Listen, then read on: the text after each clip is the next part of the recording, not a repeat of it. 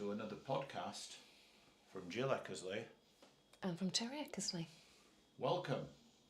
We always say like, comment, share, subscribe. Let us know where you're tuning in from and we'll get right down to it. What we're talking about today, Jill, is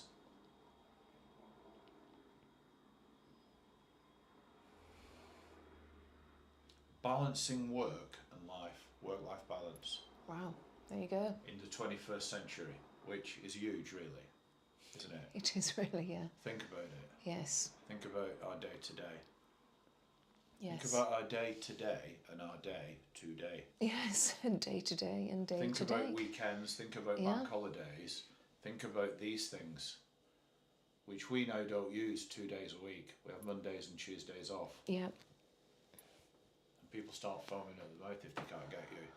I can't get Terry. Yeah, do you not know? He has 2 days off a week. He's finally, after 64 years, learned the lesson. Discuss the challenge of maintaining work-life balance in a fast-paced world. We've started discussing that already. The challenge, you can be driving your car, you've got your phone with you, a ping comes in, a beep comes in, a call comes in. You can be working, and especially when it's things that you love doing, you can kid yourself and say this is not work. When it's all work, anything that engages your brain is work, engages your body is work, communication is work. So it's a huge challenge. When did work hard become synonymous with work all the time? That's what's happened in 21st century, because people are always available.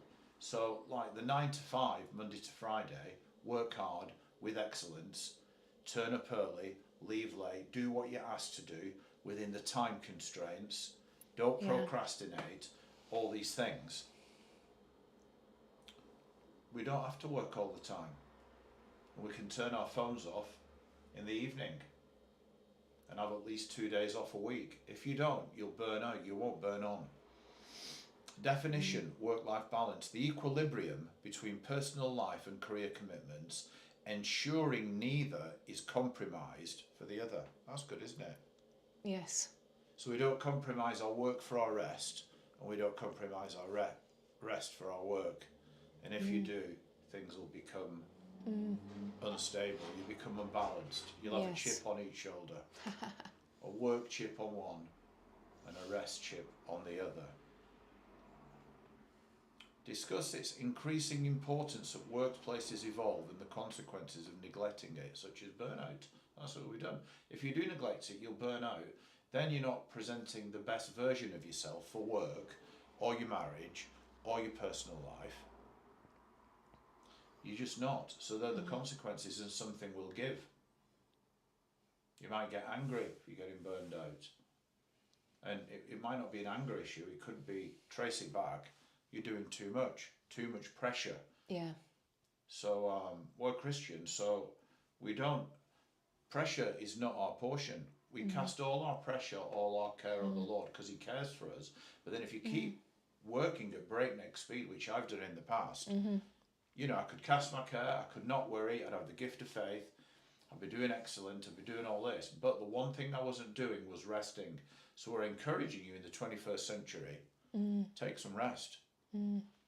It's interesting, the word stress is quite a recent addition to our vocabulary to use for people, because stress was a word used to do with putting weight upon Something. building structures, wasn't it? So like what kind of stress, what kind of weight can they put on them? Which is quite an interesting thought, isn't it? Because that's true, isn't it, in life, things they're doing is, it's often, there's a saying, isn't there, it's the straw that broke the camel's back.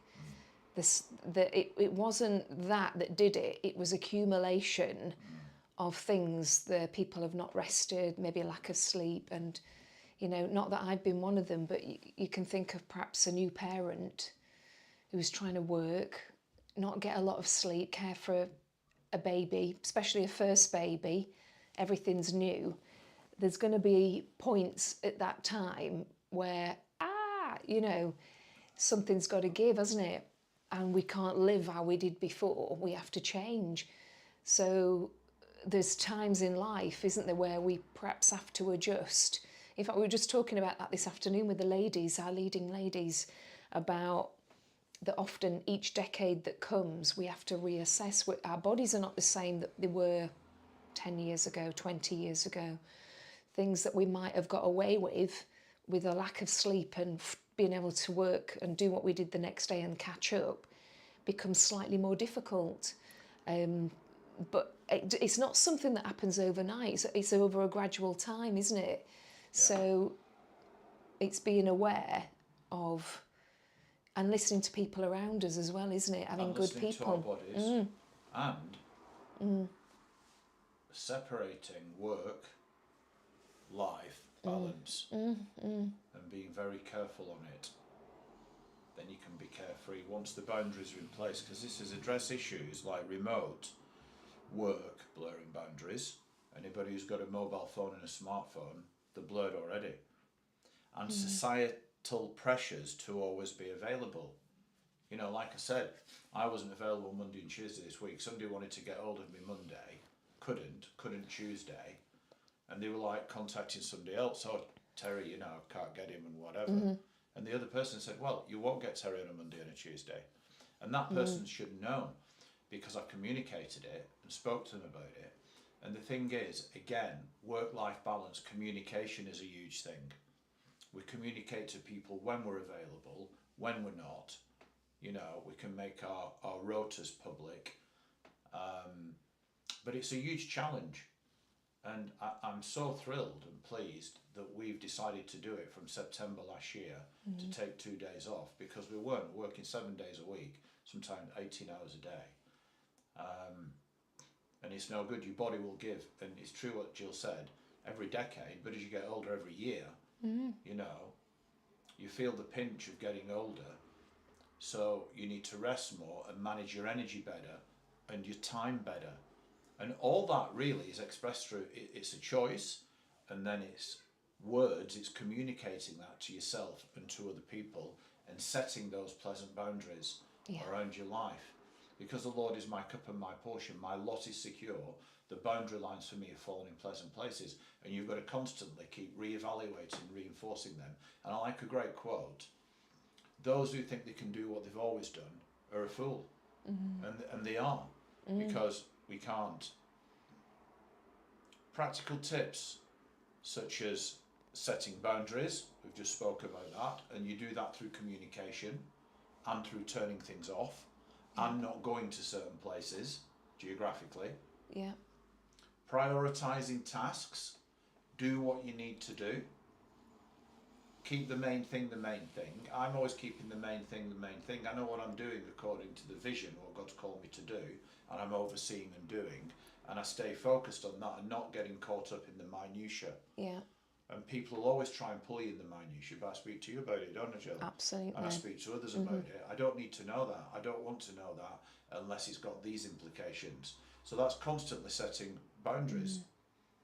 Prioritize, and then people around you, they can set boundaries with other people around them. Indeed. And tell them what's acceptable, what's not, and do it in a kind, caring, and humorous way if you like enjoying life. Prioritising tasks and scheduling downtime. So important. So important. Schedule and diarise fun days out, or some days just chilling and doing nothing, which when you've been a doer or you're a type A personality, that's a huge thing to learn to do. Learning. Absolutely. True. Who wants a rhyming quote? Yeah. Balance your hours, don't let them flee. For life's too short, let it be free. Do you like that? Yeah, interesting. That's my quote. I made it up. Oh, right, yeah, good. So life is too short. You know, balance your hours, don't let them flee. For life's too short, let it be free. Live a free life. Yeah. Balance your hours. Balance your balance sheet. We'll talk about that again, but balance your hours. Bible verse, Ecclesiastes 3:1. To everything there is a season and a time for every matter under heaven. And in that, there's a time for sowing, reaping, dying, living. There's a time for resting. Yeah.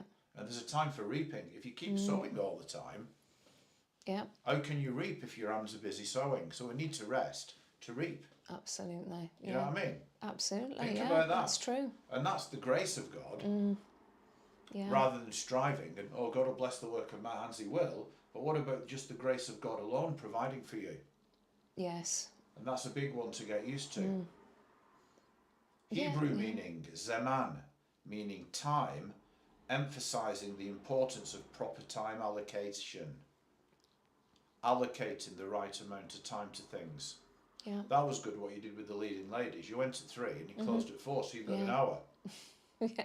And an interesting thing that we've learned from this, you know, we like having dinner with friends, but you invite some people into your home and they don't want to go. Yeah, it's... You know what I mean? Yeah, well, and you're right. And not everybody respects the space that you've got. Yeah, but Which also will what I'm not- saying yeah. is the time allocation we're Yeah. talking about. Yeah. The time people come in Yeah. for dinner and they just want to sit around and talk and this and that and whatever and whatever. It's our home. It's, you know, want to go to bed, bro. Sis. So a good way of doing that is taking people out for dinner. I think it's a good idea, Are personally. we done? Yes. Yeah. Greek meaning chronos. It's good, isn't it? I like that. Meaning time, referring to chronological time, highlighting the need to manage it wisely. But it's also used in a context of being like this is a God timing kind of thing. Okay. Chronos. Have you heard that? Yes, I have before? heard Chronos, yeah. It's often used in that context. I'm in a Chronos moment here, a God time moment. But it's highlighting the need to manage time wisely. Everything.